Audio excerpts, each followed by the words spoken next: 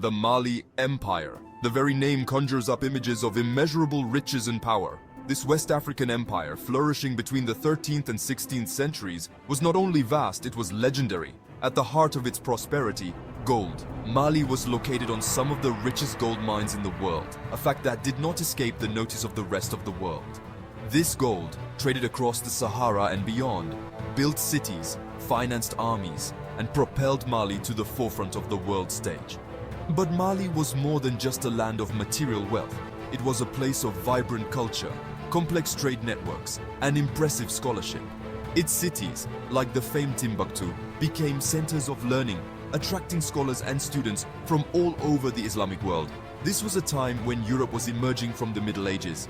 Meanwhile, Mali was experiencing a golden age, quite literally.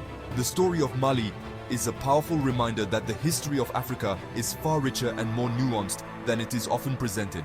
It is the story of a civilization that flourished on its own terms, leaving behind a legacy that continues to resonate today. The story of Mali is also one of leadership, of ambitious rulers who shaped the destiny of an empire, and no name looms larger in the history of Mali than that of Mansa Musa, the emperor who would become synonymous with Mali's golden age. Mansa Musa. The name itself evokes images of unimaginable wealth and power.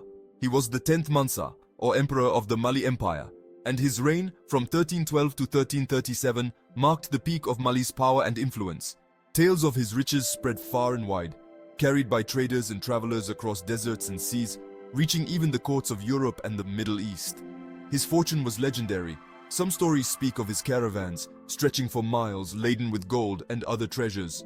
Others describe his generosity, distributing gold to the poor during his travels. While these stories may be romanticized, there is no doubt that Mansa Musa was one of the wealthiest individuals in human history. But Mansa Musa was far more than just a wealthy king. He was a devout Muslim, a scholar, and a patron of the arts. He invested heavily in education, building mosques and libraries, and attracting scholars and artists to his court. Under his rule, Timbuktu, already an important trading center, flourished into a major intellectual center of the Islamic world. Mansa Musa's reign, however, was not without controversy.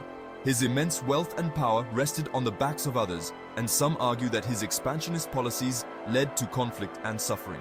Nevertheless, he remains a towering figure in African history, a symbol of a time when a sub-Saharan African empire was a beacon of wealth, culture, and scholarship. Imagine a city in the heart of the Sahara Desert, where the sand dunes meet the mighty Niger River. A city bustling with merchants, scholars, and travelers from all corners of the known world. This was Timbuktu, the jewel of the Mali Empire, a city that became synonymous with knowledge, scholarship, and trade under the rule of Mansa Musa. Timbuktu was not just a market for salt, gold, and ivory. It was a marketplace of ideas. Scholars and students flocked to its mosques and universities, drawn by the reputation of its teachers and the wealth of knowledge contained within its libraries. Here, they studied the Quran, law, literature, mathematics, and astronomy, preserving and expanding upon ancient wisdom. The Sankora Madrasa, Timbuktu's most famous university, became a beacon of Islamic scholarship, attracting some of the brightest minds of the age. Its library, said to have housed hundreds of thousands of manuscripts, rivaled the great libraries of Alexandria and Baghdad.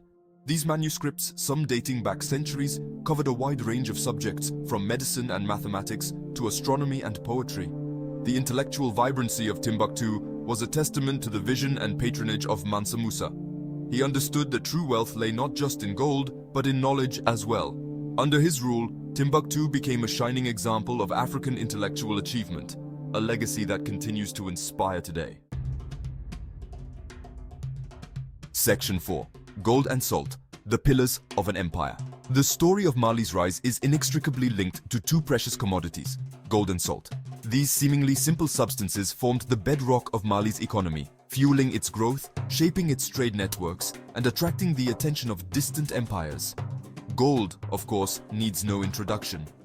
Mali possessed vast reserves of it, mined in the southern regions of the empire. This gold, traded across the Sahara to North Africa and beyond, made Mali incredibly wealthy, financing its armies, grand mosques, and centers of learning. But salt, though less glamorous, was just as crucial, especially in the heart of the Sahara. Salt was essential for preserving food, flavoring meals, and maintaining electrolyte balance in the scorching desert heat. Mali controlled important salt mines at Tagaza, a harsh and unforgiving environment deep within the Sahara. The trans-Saharan trade, linking North Africa with sub-Saharan Africa, became the lifeblood of Mali's economy. Camels, the ships of the desert, traversed the unforgiving Sahara, laden with gold, salt, slaves, cola nuts, and other precious goods. This trade brought not just wealth, but also ideas, religion, and cultural exchange, connecting Mali to a wider world. Control over these vital trade routes and the precious commodities they carried transformed Mali into a powerful empire. It is a reminder that even in the ancient world, economics played a crucial role in shaping destinies. Section 5. The Journey of a Lifetime. Mansa Musa's Pilgrimage. In 1324, Mansa Musa embarked on a journey that would cement his legend and place Mali firmly on the world map. The Hajj, the pilgrimage to Mecca, a journey that every able-bodied Muslim is expected to undertake once in their lifetime. This was no ordinary pilgrimage. Mansa Musa traveled with an entourage that, by some accounts, numbered in the tens of thousands, including soldiers, servants, scholars, and slaves. They carried with them unimaginable wealth: gold, silks, spices, and other treasures, a display of opulence that stunned those they encountered along the way. Their route took them through the heart of the Sahara, through the bustling cities of North Africa, and finally to the holy cities of Mecca and Medina. Everywhere they went, Mansa Musa's generosity was on full display. He distributed gold to the poor, built mosques, and showered local rulers with gifts. His visit to Cairo, then a major center of Islamic learning, caused a sensation. The influx of gold from his caravan is said to have caused massive inflation, disrupting the local economy for years.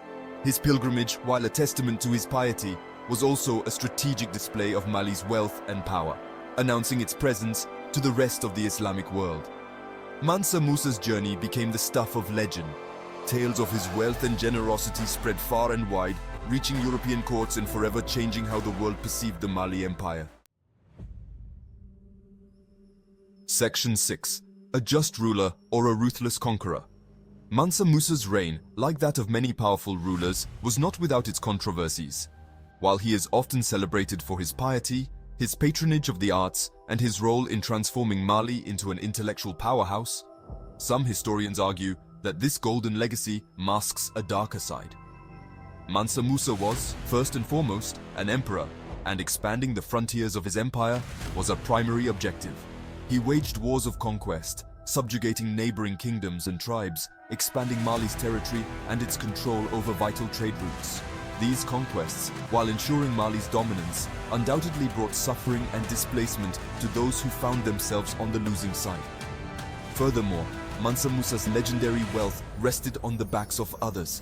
Slavery was an integral part of Mali's economy, and while Mansa Musa himself freed thousands of slaves, the institution itself continued to thrive under his rule.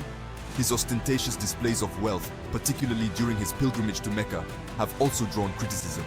Some argue that this extravagance, while intended to showcase Mali's prosperity, only served to highlight the vast disparity between the ruling elite and the common people. It is important to remember that history is rarely black and white. Mansa Musa was a product of his time, and judging his actions solely by modern standards provides an incomplete picture. He was a complex figure, a devout Muslim, a scholar, a patron of the arts, but also a conqueror and a ruler who benefited from a system built on inequality.